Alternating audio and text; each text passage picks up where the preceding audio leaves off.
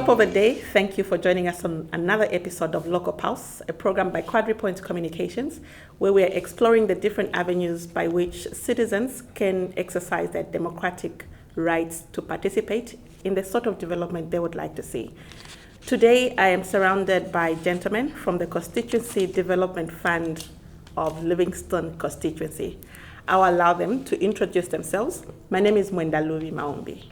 I'll start the introductions from the middle so that people are not expensive for the last. I'll actually end here. Okay. I'll start from here. Introduce yourself, tell us your attachment to Livingstone, and what role you are playing on the CDFC. Okay. My name's Lakson Mumba, Freedom Ward Councillor, who happens to be a member of the CDF committee. I'm attached to Livingstone, I think. Basically, the reason being that I've been in Livingstone for more than 25 years, and I've seen quite a lot happening, and we would want to do more. And this is hence I decided to be part of the growing Livingstone town. Thank you. Okay, what role are you playing on the CDF committee? I'm a committee member. Okay. From the councillor side. I'm one of those that were elected from the councillor side. My name is Cuthbert Munankwenka. I'm part of the CDF committee for Livingstone Central constituency. I'm a civil engineer by profession. I have worked in a couple of countries, done a lot of iconic projects around the world and here. And my attachment to Livingstone is basically that I was born here, 41 years this year, and all of us spent here, apart from the few that have been out on professional assignments. I am a nominee from the area member of parliament, so I'm basically just a representative of the community.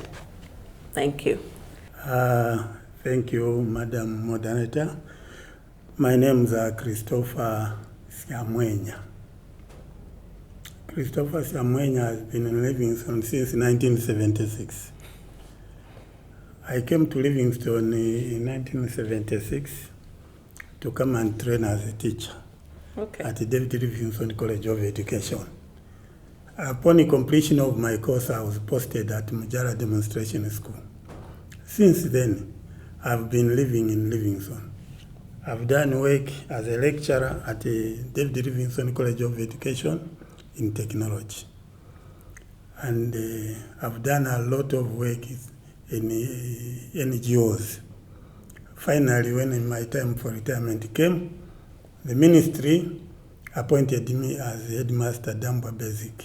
Mm-hmm. That's a grade 1 a school.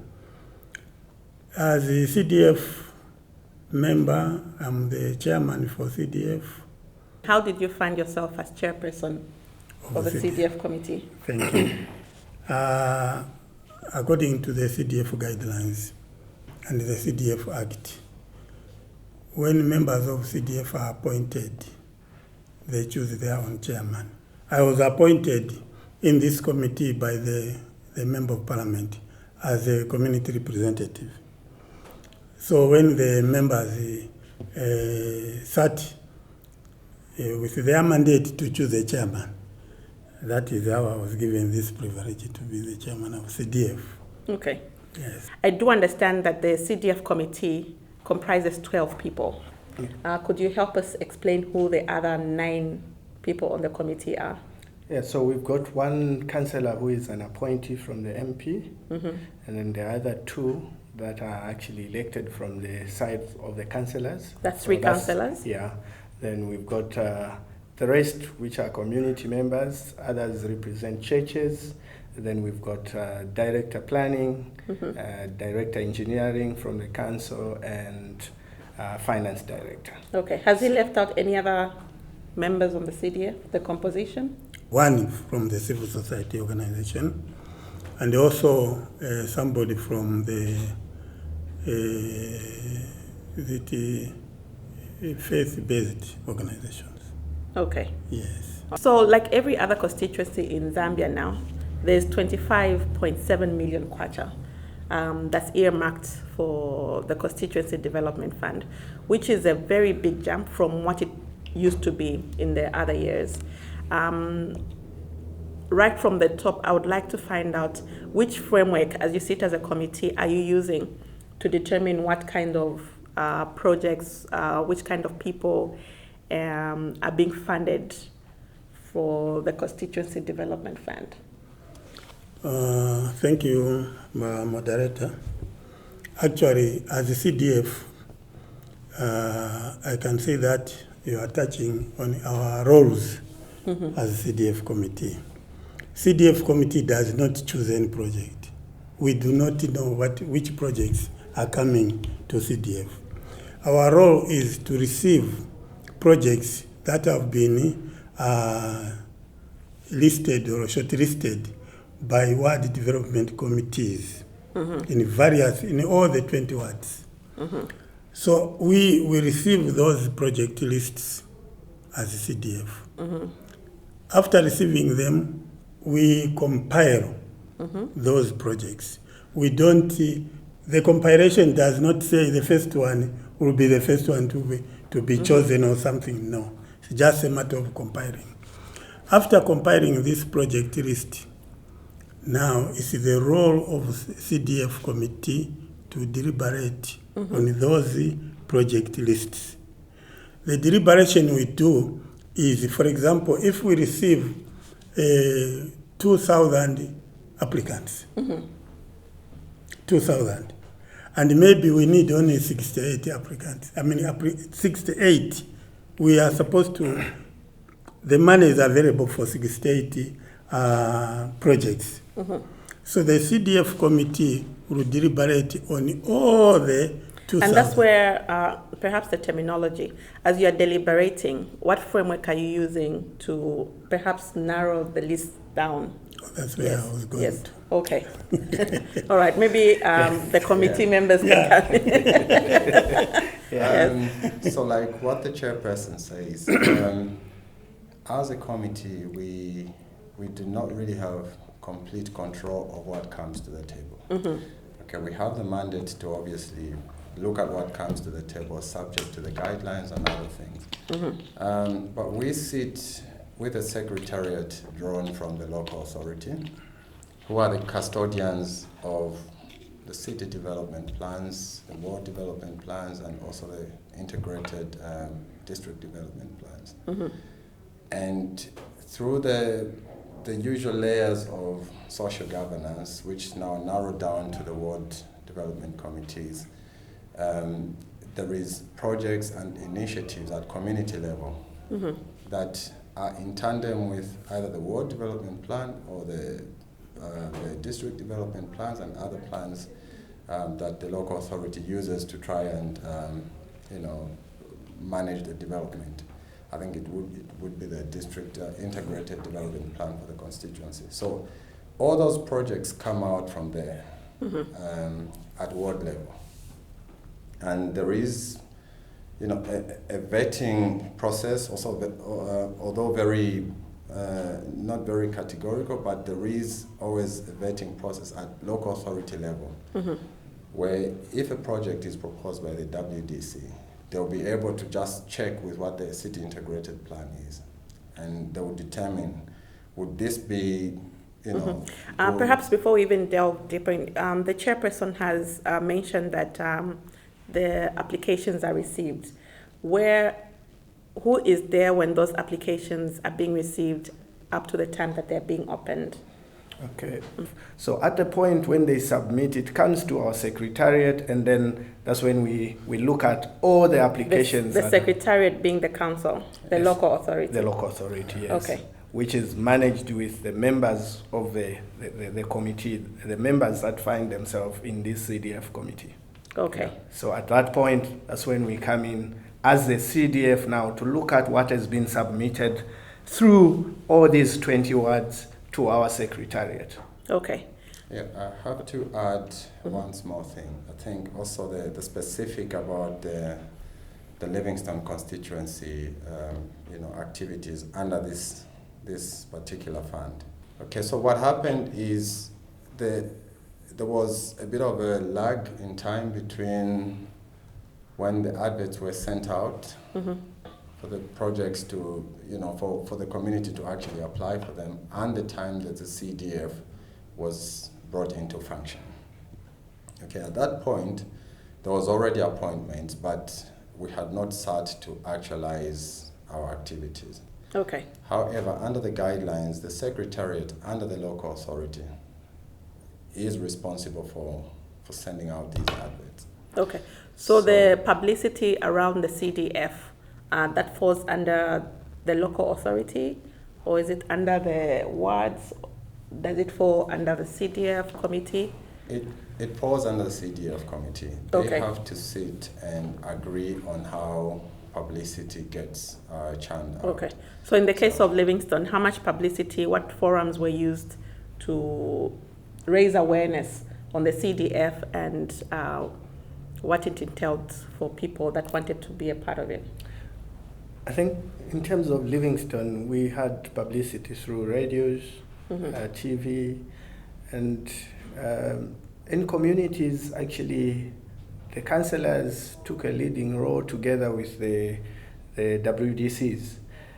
After this information and all the guidelines were given to them, we had meetings around all the wards where we met people in smaller groupings.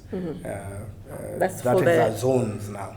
Okay. For each. Or you're speaking as a councillor. Yeah. But as a committee, how did the publicity work? What were your observations? Maybe the chair. Yeah, just to add on the method that was used. The PA system was also employed. The public relations office of the council went around all the 20 wards, not one day, several days, announcing to members of the public the existence of the application forms at the local council office, and also at the office of the MP. They were telling people to go to those two offices to go and collect the application forms. So this publicity was through TV, as it has been mentioned, and this PA system.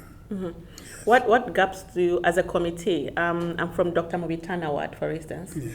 and when I was querying my councillor, he said for a time, the people that were mostly attending the meetings were, for instance, the caretakers, because that's who you find when those. So how much has really gone into the publicity if we're talking about the 2022 CDF? Dr. Mavitana in particular, where you stay, it always has a problem, simply because most of the houses there are manned by caretakers. The owners of those houses, most of them are not in that ward. So this is the reason why you found that the publicity that was made, the people who are getting the information are caretakers. Then there should be, don't you think there should be a change to target the citizens, the landlords, as you mentioned? Yes. Like what my colleague said, the landlords were caught through TV and through radio, because we had the radio programs on the same information which was going around through PA system was also disseminated through radio. Okay. So we hoped that the landlords who listened to the radio were caught by the radio and by TV, other than the PA system which was finding caretakers. Okay. So at least every category of the people were supposed to be caught. Would you say maybe there's a percentage of the CDF or whatever fund that's been spent on the publicity end? Yes. What's the? There is some money that has been spent on TVs, radios. Any figures? Yeah, we are not sure of the figures now. Not sure of the figures, but I think to come back to your question, I think information was disseminated. Okay. Yeah, we are very sure. I didn't get it. No, So I'm one of those that have been left out. Look, information was Yes. disseminated, and we are very sure with that. Okay. Because if information didn't find you in your home, then you might have met it on the road as the PA Somewhere. system was moving. Okay. But as usual, when things come up, we've got different views. A lot of people will just be saying that is Swasco announcing about them closing water. I they will actually go past. say this. Yes, I actually say this because as you're in charge of the publicity going forward, if it's the PA systems in the road, one, they drive fast, and in my road, they'll start, you hear, and then they go quiet. The next you're hearing them, they are several meters away. So perhaps to think about ways to capture the different sectors of the different communities. But that's I'm now speaking as a resident. as a resident. No, that's, As a resident. Just to So add, I'll ask that you before consider. just to add, you know, we had a very long program on TV. Maybe one of the reasons why some quarters of our society were not caught by the media we used is probably what type of radio station are they interested in. So to me, that is a gap. We should have maybe used several radio stations. Okay. Yeah. As for radio stations, that is one thing which I can say should have Perhaps happened. should have. you know, the issue of information dissemination is a very important part of any social undertaking, and I believe it's very important for pretty much everything in life, because when there is an information gap or a blackout, assumptions come and then distortions result. So as a committee, first of all, we are running this. I, for one, have never sat on such a committee before, and we sort of drawing lessons. Okay. But more than having to have reached to the people that should have been reached, I think what's more important is for us to learn the lessons that we build on in the times to come. So we have to, I think, agree, because the committee itself and the fund itself has got components that take care of things like publicity and all that. But we have to spend a bit of time to learn where our people get the information from. And how they get that information. Okay, previously it was very easy when you had town halls, like there was quite a few town halls around, and whatever information needed to go to the residents or the citizens, wherever, they would always find it. It would always be there, yeah. And they will know that there is always some information. They'll go there and read whatever is there. So we haven't got that now. Okay. But the posters, did they work in the hospitals, clinics, other public spaces? They did. Okay. But They were put there? I'll tell you what I would like to say. Sorry to cut you short. For commercial products or commercial programs, you'd see big billboards. Is it? It's a submission, like I said for this part. It's a submission that, you know, the same way we get attracted to commercial products is the same way perhaps the CDF and other developmental projects should be made as attractive. But back to why we are here. One of the key roles, I think for me, the key role is that you receive the applications from the different wards and then you provide a list thereafter. For Livingston, did all the 20 wards make submissions for the 2022 CDF? Yes, they did. They did. All of them. Okay. On average, if you can recall, on average, what would you say is the number of projects that, under community projects, that were applied for? I know it's a lot, but if you can just estimate numbers. But yeah, I think the response was quite overwhelming. But we had to re-advertise for bursaries. Yes, I remember.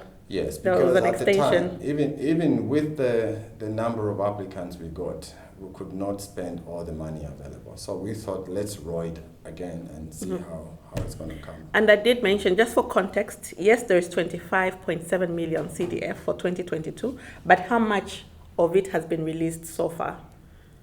We've received 6.433695. That's very accurate, right to the dot. Yeah. Okay. So the projects for the 25.7 have all been approved? All of them. All of them have been Yes. approved. And the communication has been made as such? We believe that Yes. the council has stuck them on the notice board. It has been made, because if you see even on social media, it's flying. The document is flying everywhere, indicating what projects for 2022 have been approved. Yes, people must know that these projects have been approved, but they are waiting for funding, some of them. But they are already in the batch that should spend that 25 million. There's been several comments of dissatisfaction with the process, and now even with the list that's been there, that the disbursement has not been fairly done, if I may use that term. What goes into the actual deliberations? You have the 12 people that you have. In you coming up with a list that is then submitted for onward submission to the minister, can you describe that process? Is there a bigger hand that would come in? Like, what goes on there? No. Help us understand. Madam Moderator, when the committee sits, there is no hand or there is no eye anywhere that is looking at what this committee is going to come out with. The committee is independent. The committee follows the guidelines that have been developed for CDF. Now, on the form which the applicants were given, there are conditions which the applicants should follow. When the committee is deliberating on the applications, they also look at those guidelines. I mean, those conditions which have been put. For example, the application, does it have minutes of the meeting where that project was decided to be a project they are choosing? The meeting which should be at the ward. At the ward, yes. The ward level, yes. The WDC. The WDC. Also, did the WDC chairman sign the application? Is that project in the ward where it is being applied for? If it is on the empowerment level for grants, do you have 10 NRCs for the applicants? As a cooperative or in a form of a cooperative, because the minimum is 10 members. Okay. And those 10 members, there was a need for them to have their NRC, copies of their NRCs attached to the application. So those are some of the criteria that we were using. Suffice to say, some of the applicants just sent a form with no attachment. But before we go to some of the things that may have been missing in there, so the 20 wards, do you go ward by ward? Do you look at the applications that are there, or and also by allocation as guided by the CDF, the community projects, the empowerment and the bursaries, or what exactly goes on when you sit? So and how long does a committee sit how long has it had to sit to deliberate on these?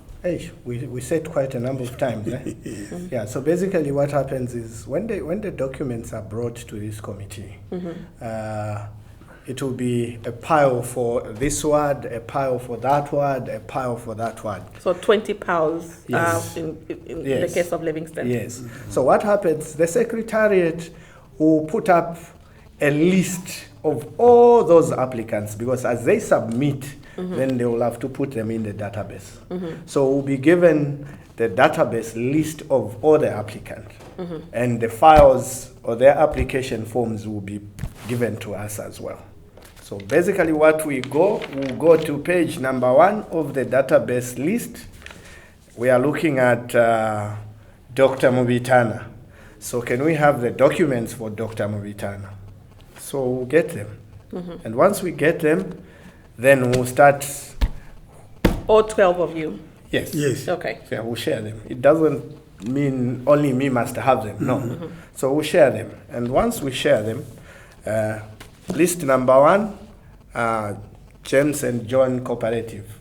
We find that document. Where is it? Open it.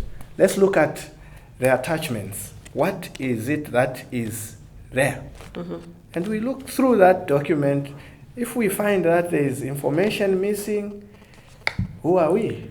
How soon after the submissions did the committee sit to begin deliberations on the applications? After submissions. I think we only sat after like 2 weeks after they had submitted, to allow the secretariat to do their database and make sure they capture everyone who had applied. Okay. So getting back to how we look at it, you discover that this is an application form that is coming, for instance, from a certain cooperative. And when we look through that document, we discover that this is missing. There's no signature from the WDCs. The guidelines are that the document must pass through the WDC, who, after looking at the document and they are sure that this document must be considered, they append their signature and bring it to the council. We find that the first signature is missing in that document. It comes to the council captured it, and they've indicated that this is an application. We look at it, the application, the minimum or the maximum amount that was to be applied for was 40,000. We discover that this applicant or this cooperative has applied for... That's for empowerment? Yes, 100,000. And they've attached their business plan, which works with the 100,000. There's nothing we can do. Okay. But this application is a problem. Was the committee also in charge of providing this knowledge to the councillors?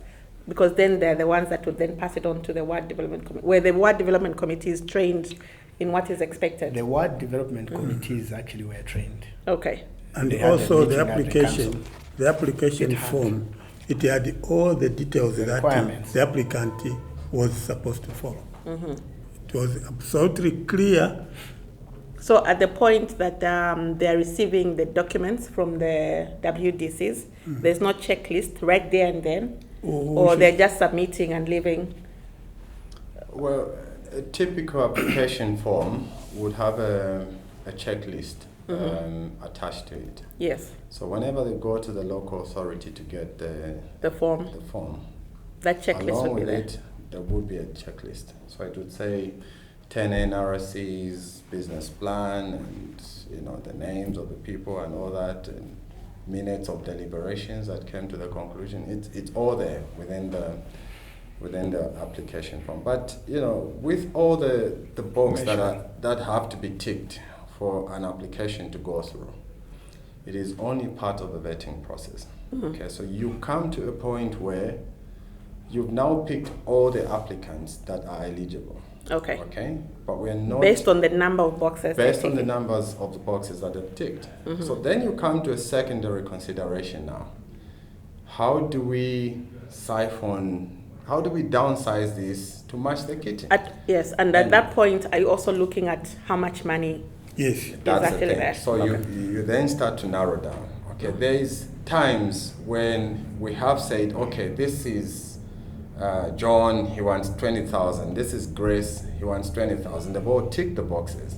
They have got everything that we have. So as a committee, now we bring in judgment to say, okay, but of the two, who's going to be impactful? Okay, and And impactful based on their proposal. the proposal Yes. and Yeah. also their plans And that you're also their plans. And also there is sometimes when you have to be deliberate in the way you deal with these things and say, look, we're dealing with a widows association here. But these guys, yes, they are youths, obviously, but men and able to do other things. So where do we tip the scales? So it comes to that. But every such decision is reached at through collective consensus. Okay. What have the discussions typically been as you're deliberating? Are there heated arguments? What does get- can you describe? It gets hot. Can you describe how It that gets hot. what the mood is when you're deliberating on this? Because I'm also mindful that there's quite I think half of the committee is appointed by the MP. So how that plays out, I would like to know, the discussions that go on. What fuels their passion? What kind of discussions really? The discussions, basically, they are based on the guidelines. It doesn't matter whether you're an appointee of the MP. But even whether- then, when you have people that have qualified based on the boxes they're ticking, Yeah. when it comes to now selecting who will make it, especially based on the funds that are there, There are what breaks the situation- ties?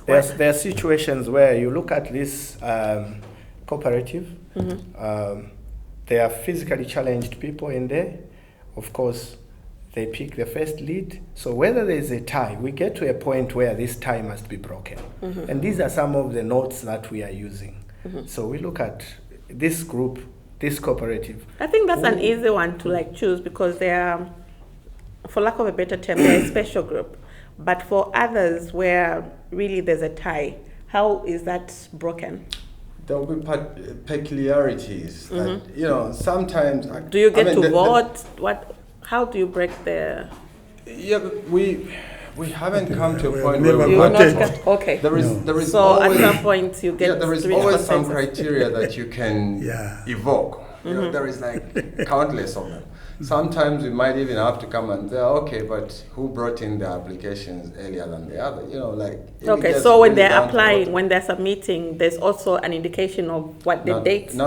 This is Oh, this is an okay. example. I'm Okay. just saying, we will always find a way that, provided you've got a tie between equals, there will not be equal to the dot.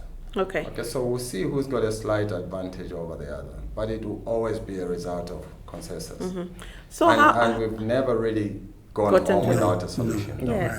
So you said the first meeting you had as a committee after the submissions was after 2 weeks. Yes.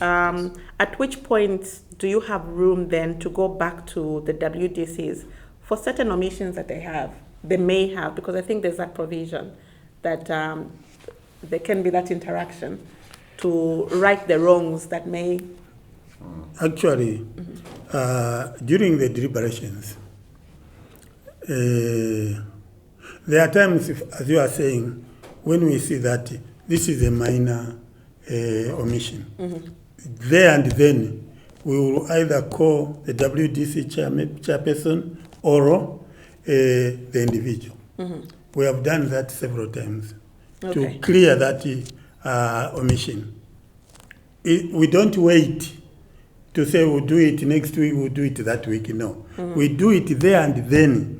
While other deliberations are going on, the secretariat, one of the members of the secretariat will call either the WDC chairperson or the applicant. Okay, not the councillor. The councillor doesn't get involved in this? There are times when, if we find that we are not able to go through these people, because we look at it to say the applicant and the WDC chairperson, they are the first persons that we target to correct that wrong. Okay. If we find that we are not able to contact these, then the alternative is the councillor, so that he can round off those people and give the submission we are looking for. The WDC chairperson is actually the first go-to person, Yes. because after all, he They're the people is that the person append that appends the signature. signature.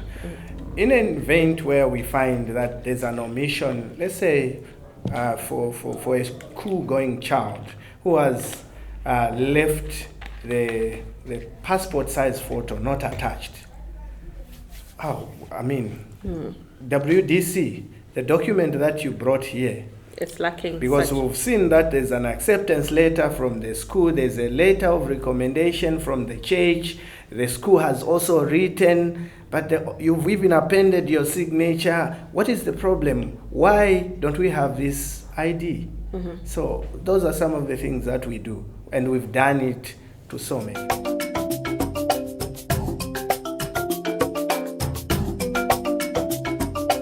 In the weeks to come, we shall have more conversations with the councillors to incorporate your views as citizens as we continue to delve into the operations of local government and how participation of citizens in the democratic process can foster development.